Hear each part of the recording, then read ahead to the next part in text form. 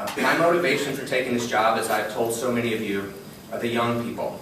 There is no doubt that the movement for LGBT equality has made tremendous progress over these past several years. From the repeal of Don't Ask, Don't Tell, to marriage equality now in 6 states and in our nation's capital, to the number of corporations that now provide fully inclusive benefits to its LGBT employees. We've clearly changed millions of hearts and minds in the process, with now more than a dozen public opinion polls showing a majority, for the first time we can say, a majority of Americans supporting marriage equality.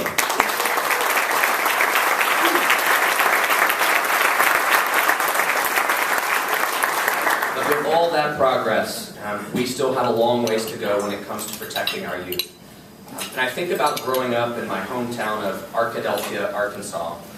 You might have heard of it. It's an odd name, by the way, Arkadelphia.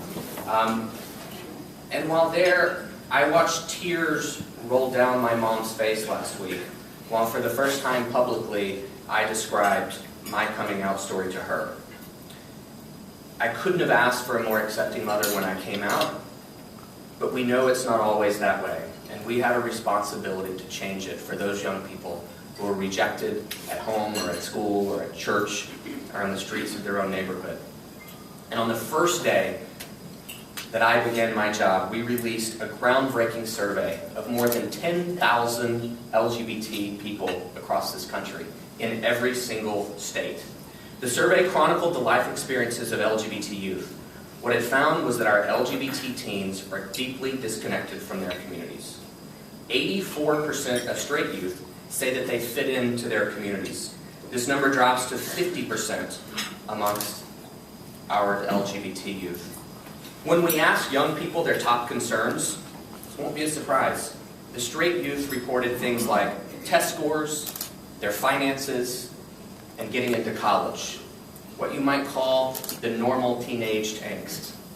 But for LGBT youth, the top 3 concerns: unsupportive families, bullying in school, and fear of coming out. And certainly they worry about the other things too, but are those issues that's tied to their identity that they stress about the most. And then they might have time for the test scores, the graduating from high school, and the getting into college. It's no wonder they report being constantly, it's no wonder that we hear these negative responses from them, because they report constant bombardment with negative messages. 92% of LGBT young people in this country report hearing negative messages on a regular basis about being gay. 60% of them hear those messages from their elected leaders. Our elected leaders, people who should be our mentors, people who young people should look up to and aspire to be. 60% of LGBT young people hear anti-gay language coming from their elected leaders. Here in Texas, 62% say that their state government is not accepting of them. That's 17 points higher than the national average in this study. While this is incredibly troubling, our survey also found that LGBT young people are full of optimism and resilience. They're committed to a better and more positive future, and all of us in this room have a responsibility to make that become a reality. And I will also say that more than 80% of them say that they're optimistic about the future and that they will be accepted someday, but 60% of them say that they'll have to move to another city or region of the country to be accepted. Whether it's winning the 4 marriage-related ballot initiatives this November, as well as re-electing President Obama, who really made history when he came out in support of marriage equality only a few weeks ago, to sending Tammy Baldwin to the United States Senate as our first openly gay United States Senator, or advancing critical legislation like a fully inclusive INDA, repealing the destructive so-called Defense of Marriage Act, or working to enact federal safe schools legislation, our agenda is overflowing. And to do this, we're going to need to mobilize our communities, from here in Dallas to New York to Los Angeles, and to the folks that I met in Salt Lake City and in Omaha and in Baltimore. But we also have to lift the partisan veil that too often clouds this issue, not just marriage equality, but most LGBT issues. As I fought Proposition 8 in California, I brought together as Kathy mentioned, Ted Olson and David Boies. Opposing sides on Bush v. Gore. Two people who've never had an agreement on an election day ever in their lives, and probably won't in the future, to argue this case on our behalf.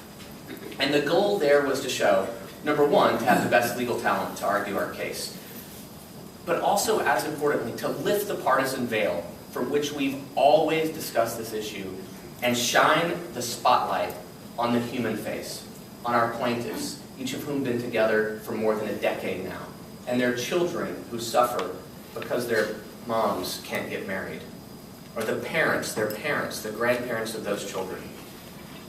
And that's what we were able to do in the Prop 8 case, and that's what we have to do increasingly. We have to reach across that aisle. I'm as progressive of a Democrat as it gets, but when it comes to this issue, when we can and where we can, we have to reach across that partisan aisle and find like-minded people on this issue, and know that we might not agree on other issues. Some of you may have seen today's New York Times. When I was fighting, the case is still going, as you know, and headed to the Supreme Court, but when we were fighting in the courtroom during the trial, our opposition had 2 witnesses. The other 6 to 10 were destroyed by David Boies as he deposed them pre-trial. But there were 2 that made it into the courtroom, and one was the star witness. He was on the front page of the newspaper every day. His name was David Blankenhorn.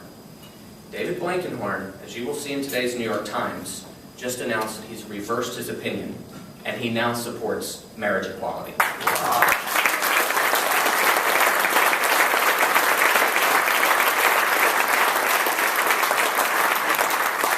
And we have to find more David Blankenhorns. We have to go and talk to those people who aren't yet with us. Whether they're an undecided voter, or whether they are a leader or a champion on the other side like Mr. Blankenhorn was. And once we've got them, embrace them and put them to work. And this actually went online just yesterday as I was getting on the plane, and I did something that I never thought I would do my entire life, and that was to call David Blankenhorn. And his office, his secretary, was somewhat shocked that I was on the phone, and I was able to leave a message and invite him to lunch, and by the time I landed here in Dallas, he had left me a message saying how grateful he was that I had reached out and talked to him and invited him to lunch. And we do need more David Blankenhorns, and we should go after them when they're on the other side, but the moment we get them, embrace them and put them to work. Because, and I intend to do that, David Blankenhorn. We're going to check in on progress. And you were able to see this video, but it's not just the political work. It's also the institutional change work that's done by the HRC Foundation. We've been able to influence corporate culture and create fairer and more inclusive workplaces. We will also continue to work on ending religious-based bigotry through our religion and faith program. And that's something that's really important to me. Like many of you, I bet you grew up in churches in your towns, big or small, whether it's here in Texas or anywhere in the South. I grew up in a Southern Baptist church, and there were 2 main lessons that I learned as a young person. 1, we are all God's children, and 2, the golden rule. And if we were to live by those, and if preachers were to always practice what they preach, this world would be a very different place. And through our faith and religion program, we've been able to, and HRC has been able to bring together like-minded people of faith and religious leaders across this country to argue on our behalf. And when you see that anti-gay preacher speaking, we want to increasingly be able to elevate a pastor who practices what he or she preaches, and that's equality. I often talk, when we talk about INDA and inclusive INDA, I know you all in this room know what it is, but it's one of those DC words, like what is INDA? E-N-D-A. At the end of the day, it's really nothing more than the golden rule when you think about it. And the fact that we don't have enough elected leaders yet supporting an inclusive INDA in this country is shameful. And it's something that we have to spend a lot of time on with a great sense of urgency to get done, and I intend to do that. And the Corporate Equality Index is something that has impacted corporations, but HRC has also now launched the Healthcare Equality Index. And that is something that is ensuring that LGBT people have equity when they're in the hospital and equality and are treated just as they should be in times of need, and their family members and their partners, as well as the employees of those medical institutions. And as you can tell, we have a tremendous amount to do, and I want to end where I started, and that's by saying thank you, because you heard those names, those of you who've been doing this for a long time, long before I could even accept the fact that I was gay. We've come a long ways, but we still have a long ways to go. And we have to improve the lives of Benjamin, who I talked about, and of Alice, who I talked about, and of Richard, who I told you the story about.